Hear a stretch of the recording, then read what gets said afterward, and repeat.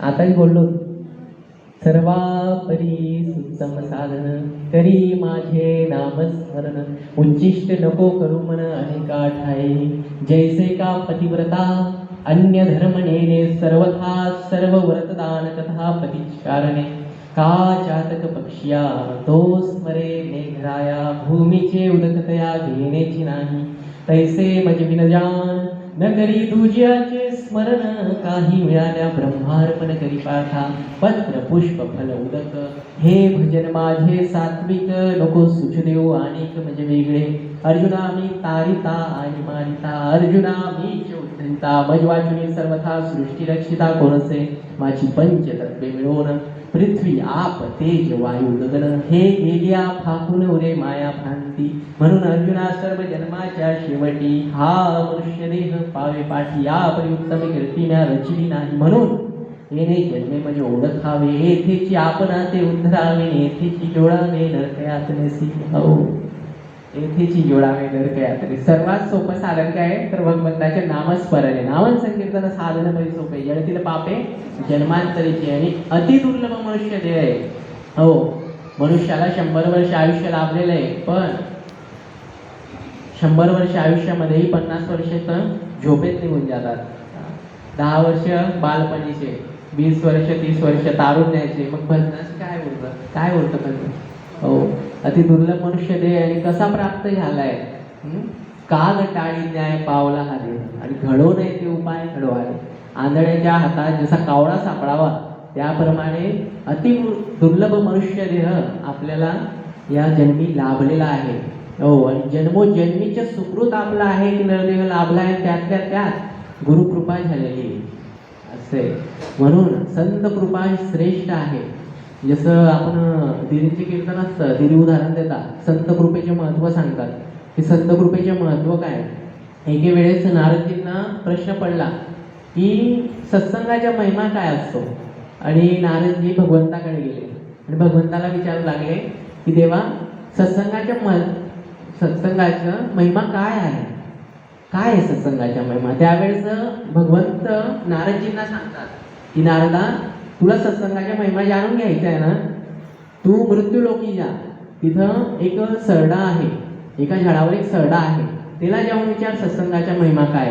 त्यावेळेस नारद महर्षी मृत्यूलोकी येतात आणि त्या वनामध्ये जातात आणि त्या सरड्याला प्रश्न विचारतात की सत्संगाच्या महिमा काय आहे, मला तुला जाणण्यासाठी, तुझ्या जेव्हा जाणण्यासाठी भगवंताने मला पाठवलंय, तर सत्संगाच्या महिमा काय, सत्संगाच्या महिमा काय हे विचारतात. नारद महर्षींची दृष्टी त्या सरड्यावर पडतात, तो सरडा तेथे मरण पावतो. नारदजींना आश्चर्य होतं की मला बघताच सरडा मरण पावून गेला. नारदजी पुन्हा भगवंताकडे जातात आणि भगवंताला विचारतात, देवा मी त्या सरड्याजवळ गेलो, त्याला विचारलं की सत्संगाच्या महिमा तो काय, तर तो सरडा तर मरण पावला.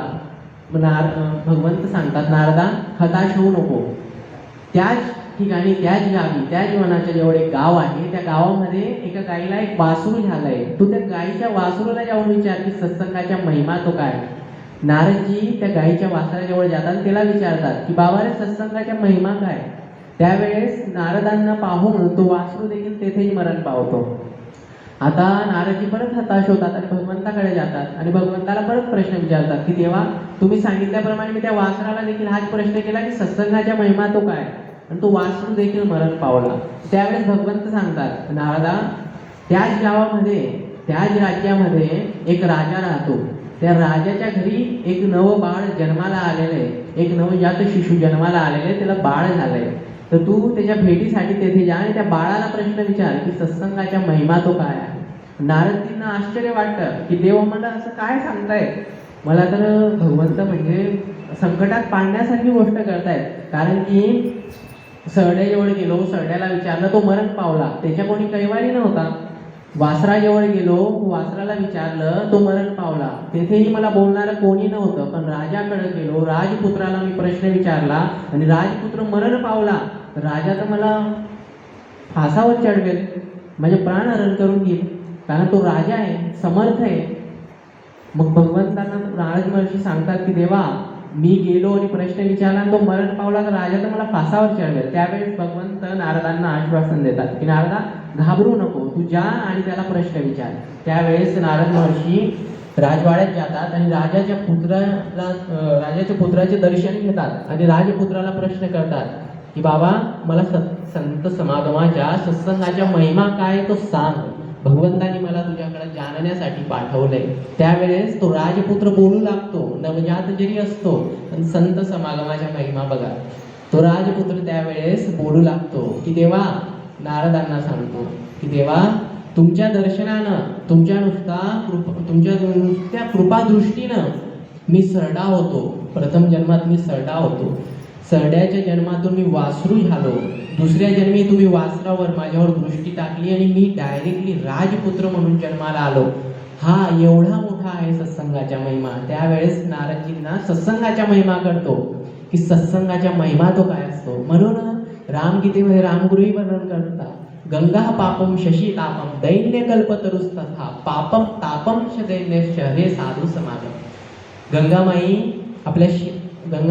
आपल्या पवित्र अशा जलाने पापांचे नाश करत असते. चंद्रमा आपल्या शीतल किरणांना आतील बाहेरील ताप नाहीसे करत असतो. कल्पवृक्ष चिंतित सुखभोग देऊन दैन्याचा नाश करत असतो, म्हणजे दारिद्र्याचा नाश करत असतो. पण संत समागम, संतांच्या महिमा, संतांची कृपा दृष्टी, संतांच्या वर्धस्त इतका पवित्र आणि पावन आणि पुण्यवान आहे की तो डायरेक्टली जीवाचे मिलन शिवाशी करून देतो. हो, महाराज देतात ना, जीव शिव मिलन भैया या बया संत ना संग, माणूस ना देव बनी जाय या बया संत ना संगमा. एवढा मोठा संतांच्या महिमा आहे.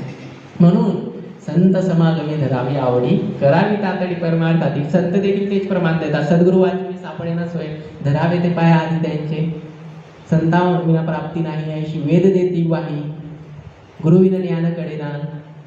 कितीतरी प्रमाण संतांनी दिलेले, काय म्हणून, किती म्हणून वर्णावे आणि काय म्हणून त्यांना धन्यता द्यावी. धन्यता अगर द्यायची म्हटली तर संत वाणीने त्यांना धन्यता देता येईल. तुकाराम महाराजांनी धन्यता दिली सद्गुरूंना. काय म्हटले, काय बोलले तुकाराम महाराज, धन्य धन्य सद्गुरुराव, धन्य धन्य सद्गुरुराव, माझ्या देही लाविला देव, लाविला देव, देहाचे देऊळ केले, माझ्या देहाचे देऊळ केले, आत्मलिंग आत स्थापिले, आत स्थापिले, निर्गुणाच्या वडल्या वाती, निर्गुणाच्या वडल्या वाती, सत्वगुणाच्या लाविल्या ज्योती, लाविल्या ज्योती, पंच प्राणाची आरती, पंच प्राणाची आरती, मुक्ताबाई ओ आरती, ओ आरती, धन्य धन्य सद्गुरुराव, धन्य धन्य सद्गुरुराव, माझ्या देही लाविला देव, लाविला देव. हो, धन्यता द्यायची म्हटली तर संतवाणीने धन्यता देता येईल. किती गोड शब्द आहे, धन्य धन्य सद्गुरुराव, माझ्या देही लाविला देव, आणि देहाचे देऊळ केले, आत्मलिंगात स्थापिले, निर्गुणाच्या बळल्या वाती, सत्वगुणाच्या लाविल्या ज्योती. किती सुंदर शब्द आहेत, किती गोड आणि सुंदर शब्द आहेत. संतवाणीच्या महिमा अगाध आहे. संत कृपा तर श्रेष्ठ आहे, पण संतांची साधी वाणी सुद्धा किती गोड आहे बघा. धन्य धन्य सद्गुरुराव, किती मस्त बोलले. अतिशय सुंदर वाणीने त्यांचं जेवढं म्हणून महात्म्य वर्णन करावं तेवढं कमीच आहे. काय द्यावे त्याची व्हावे उतराई, ठेवीत आहे पायी जीव ठोळा. जीवाचे आपल्या चामड्याचे पायदान करून त्यांच्या पायाशी जरी ठेवले तरी सुद्धा कमी आहे. एवढं म्हणून संतांचे आपल्यावर कृपादान, एवढं म्हणून आहे तर काय म्हणून त्यांचे उपकार आपण वर्णन करू शकाल. पण आज गुरुपौर्णिमा, व्यास पौर्णिमा, श्री गुरूंची महती करण्याचा आज पुण्य पावन असा दिवस आहे. म्हणून आपल्या अल्पमतीप्रमाणे ज्याप्रमाणे जेही काही होईल त्याप्रमाणे थोडं का होईना तुम्हा संतांच्या समागमामध्ये बोलतोय. ही बी संत कृपा आहे. संत कृपा झाली नि इमारत पडाली. रेड्यामुखी वेद बोलविला, गर्व द्विजांच्या हरविला. जर रेड्यामुखी वेद बोलवू शकता संत महात्मे, माझे माऊली जर रेड्यामुखी वेद बोलवू शकतात तर मी तर मनुष्य माझ्या मागे माझ्या मुखामागे जर माऊली जर बोलून घेत असतील त्यामध्ये नवल तरी काय. अहो रेड्याच्या मुखामधून जर वेद बोलू शकतात तर मी तर साक्षात माऊलींच्या सुपुत्र आहे. माझ्या मुखातून कशाला वेद ते बोलले जाते. संत कृपेचा असा हा महिमा आहे. किती म्हणून वर्णन करावं, काय म्हणून वर्णन करावं आणि कशासाठी वर्णन करावं. कशासाठी वर्णन करावं असं जर जाणून घ्यायचे असेल तेही संतांनाच विचारावं लागेल की तुमची महती तरी कशासाठी वर्णन करावी. जरी वर्णन करण्यासारखी आहे बी आणि नाही बी या कारणास्तव कारण जीवाचे मिलन शिवाशी करण्याच्या इतकं दृढ सामर्थ्य त्यांच्या अंगी आहे जे सामान्याच्या अंगी नाही. हो, साक्षात आत्म्याला परमात्म पद प्राप्त करून देण्याचं सामर्थ्य सद्गुरूंच्या अंगी आहे. म्हणून त्यांची धन्यता व्यक्त करावी, म्हणून त्यांच्या महात्म्याचे वर्णन करावं. यासाठीच आजचा हा पर्व चालवलेला आहे. गुरुपौर्णिमा म्हणजे सद्गुरूंची धन्यता प्रदान करण्याच्या, सद्गुरूंप्रती आपले अहोभाव, आपलं समर्पण व्यक्त करण्याचा हा दिवस आहे. हो, किती म्हणून काय म्हणून वर्णन करावं. संत जेवढं बोलवून घेतात तेवढं आपण मुखावाटे आपल्या बोलतो. हो, तुमच्या मांदियाळीमध्ये, तुम्हा संतांच्या मांदियाळीमध्ये जे काही थोडं का नाही हो, पण मी 2 शब्द बोलू शकलो हा तुमच्या कृपा आशीर्वादच आहे माझ्यावर. आणि नाहीतरी तुम्ही सुज्ञ आहात प्रभू, तुम्ही महेशाची या मूर्ती आणि मी दुबळा अर्चित असे भक्ती, म्हणून ही बोल जरी गंगावती तरी स्वीकार आहे. हो, तुम्ही समर्थ आहात, तुम्ही महेशाच्या मूर्त्या आहात, तुमच्यावरून मी काय बोलणार. जेवढं म्हणून वर्णन करावं तेवढं म्हणून कमी. पण संत कृपा झाली आणि इमारत फळाली. संतांच्या कृपेने, संतांच्या माझ्यावर आशीर्वाद आहे म्हणून मी त्यांच्या कृपेने त्यांच्या शब्दात वर्णन करतोय. ते मी भगवंताच्या त्यांच्याच कृपेने.